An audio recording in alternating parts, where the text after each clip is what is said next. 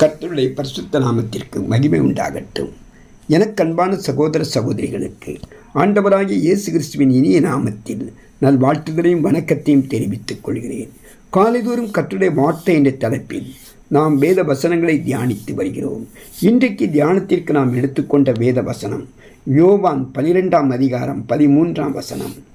குருத்தோலைகளை பிடித்து கொண்டு அவருக்கு எதிர்கொண்டு போகும்படி புறப்பட்டு, ஓசன்னா, கர்த்தருடைய நாமத்தினாலே வருகிற இஸ்ரவேலின் ராஜா ஸ்தோத்தரிக்கப்பட்டவர் என்று ஆர்ப்பரித்தார்கள். இயேசு கிறிஸ்து எருசலேமுக்குள் பவனியாக வருகிறார். அப்பொழுது எருசலேமிலே பண்டிகைக்கு வந்திருந்த திரளான ஜனங்கள் குருத்தோலைகளை பிடித்து கொண்டு அவருக்கு எதிர்கொண்டு போகும்படி புறப்பட்டு போகிறார்கள்.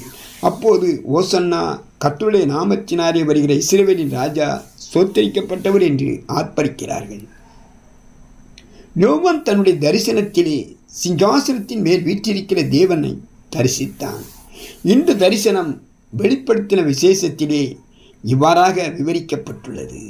இவைகளுக்கு பின்பு நான் பார்த்தபோது, இதோ சகல ஜாதிகளிலும் கோத்திரங்களிலும் ஜனங்களிலும் பாசைக்காரர்களிலுமிருந்து ஒருவனும் எண்ணக்கூடாததுமான திரளான கூட்டமாகிய ஜனங்கள் வெள்ளை அங்கிகளை தரித்து தங்கள் கைகளில் குருத்தோலைகளை பிடித்து சிங்காசனத்திற்கு முன்பாகவும் ஆட்டுக்குட்டியானவருக்கு முன்பாகவும் நிற்க கண்டேன். அவர்கள் மகா சத்தமிட்டு, இரட்சிப்பின் மகிமை சிங்காசனத்தின் மேற்றிருக்கிற எங்கள் தேவனுக்கும் ஆட்டுக்குட்டியானவருக்கும் உண்டாவதாக என்று ஆர்ப்பரித்தார்கள். பண்டிகைக்கு வந்த திரளான ஜனங்கள் எருசலேமிலே இயேசு கிறிஸ்துவுக்கு எதிர்கொண்டு போகும்படி புறப்பட்டு, கர்த்தருடைய நாமத்தினாலே வருகிற இஸ்ரவேலின் ராஜா ஸ்தோத்தரிக்கப்பட்டவர் என்று ஆர்ப்பரிக்கும் போது, இந்த தரிசனம் சிங்காசனத்திற்கு முன்பாக ஆர்ப்பரிக்கிற ஜனங்களைப் போல இல்லாவிட்டாலும் ஆட்டுக்குட்டியானவருக்கு முன்பாக நின்று ஸ்தோத்தரிக்கிற தரிசனம் போல இருக்கிறது. இயேசு கிறிஸ்துவுக்கு முன்பாக ஆர்ப்பரிக்கிற ஜனங்கள் தங்கள் கைகளில் குருத்தோலைகளை பிடித்து கொண்டு நிற்கிறார்கள். குருத்தோலைகளை பிடிப்பது வெற்றிக்கு அடையாளம். யுத்தத்தில் வெற்றி பெற்று தன்னுடைய தேசத்திற்கு திரும்பி வருகிற ராஜாவை தேசத்து ஜனங்கள் தங்கள் கைகளில் குருத்தோலைகளை பிடித்து கொண்டு ஆரவாரத்தோடு வரவேற்பார்கள். இயேசு கிறிஸ்துவை தம்முடைய மரணத்தின் மூலமாகவும் இந்த உலகத்தின் அந்தகார சக்திகளையும் வல்லமைகளையும் ஜெயித்திருக்கிறார். உலகத்தின் அந்தகார வல்லமை இன்னும் பூரணமாக இந்த உலகத்தை விட்டு நீங்கி போய்விடவில்லை. ஆனாலும் இயேசு கிறிஸ்துவிடம் அவருடைய சிலுவையின் அந்தகார சக்திகள் எல்லாம் தோற்று போயிற்று. இயேசு கிறிஸ்துவை வரவேற்கிற ஜனங்கள், ஓசன்னா, கர்த்தருடைய நாமத்தினாலே வருகிற இஸ்ரவேலின் ராஜா ஸ்தோத்தரிக்கப்பட்டவர் என்று ஆர்ப்பரிக்கிறார்கள். ஓசன்னா என்னும் வார்த்தைக்கு எங்கள் தேவனுக்கு இரட்சிப்பு அல்லது இரட்சிப்பின் தேவன் என்று பொருள். இந்த ஜனங்கள் எல்லோரும் இயேசு கிறிஸ்துவுக்கு முன்பாக ஆர்ப்பரித்துக் கொண்டு வருகிறார்கள். ஓசன்னா என்னும் வார்த்தையில் இரட்சிப்பு இடம்பெற்றிருக்கிறது. இவர்கள் கர்த்தராகிய இயேசு கிறிஸ்துவை இஸ்ரவேலின் ராஜாவாக அங்கீகரிக்கிறார்கள். அவர் கர்த்தருடைய நாமத்தினாலே வருகிறார் என்றும் அங்கீகரித்து ஆர்ப்பரிக்கிறார்கள். இயேசு கிறிஸ்துவை தங்கள் ராஜாவாக ஏற்றுக்கொள்கிறார்கள். அவரை ராஜா என்று கூறும்போது அவருடைய மகிமையும் கனமும் அந்த வார்த்தையில் வெளிப்படுகிறது.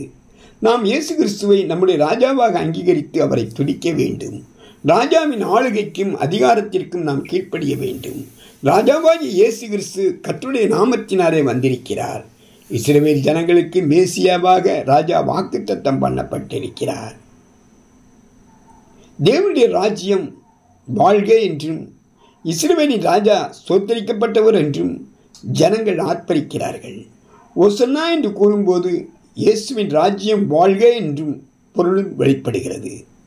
ஜனங்கள் ஓசன்னா என்று ஆர்ப்பரிக்கும் போது அந்த வார்த்தையின் மூலமாக அவர்கள் 3 காரியங்களுக்காக ஜெபிக்கிறார்கள். ஒன்று, தேவனுடைய ராஜ்யம் அதன் வெளிச்சத்திலும் அதன் ஞானத்திலும் அதன் வல்லமையிலும் அதன் ஆற்றலிலும் வருவதாக. இரண்டாவதாக, தேவனுடைய ராஜ்யம் ஜெயம் பெறுவதாக. மூன்றாவதாக, தேவனுடைய ராஜ்யம் தொடர்ந்து நிலைத்திருப்பதாக. இம்மூன்று காரியங்களுக்காகவும் ஜனங்கள் ஓசன்னா என்று கூறி ஜெபிக்கிறார்கள். ஓசன்னா என்னும் வார்த்தையில் ராஜா ஸ்தோத்தரிக்கப்பட்டவர், ராஜா நித்திய காலமாக வாழ்க என்னும் பொருளும் உள்ளது. இயேசு கிறிஸ்துவை வரவேற்க கூடியிருக்கிற ஜனங்கள் அவரை எருசலேமுக்குள் வரவேற்கிறார்கள். கர்த்தருடைய நாமத்தினாலே வருகிற இஸ்ரவேலின் ராஜா எருசலேமுக்குள் வருவாராக என்று கூறி அவரை ஆர்ப்பரித்து வரவேற்கிறார்கள். இவர்களைப் போலவே நாமும் நம்முடைய இரட்சகராகிய இயேசு கிறிஸ்துவை நம்முடைய இருதயத்திற்குள் ஆர்ப்பரித்து வரவேற்க வேண்டும். நம்முடைய இருதயத்திற்குள் வருகிற கர்த்தராகிய இயேசு கிறிஸ்து ஸ்தோத்தரிக்கப்பட்டவர் என்று நம்முடைய இருதயத்தில் விசுவாசத்தோடு அவரை வரவேற்க வேண்டும். ஆமென்.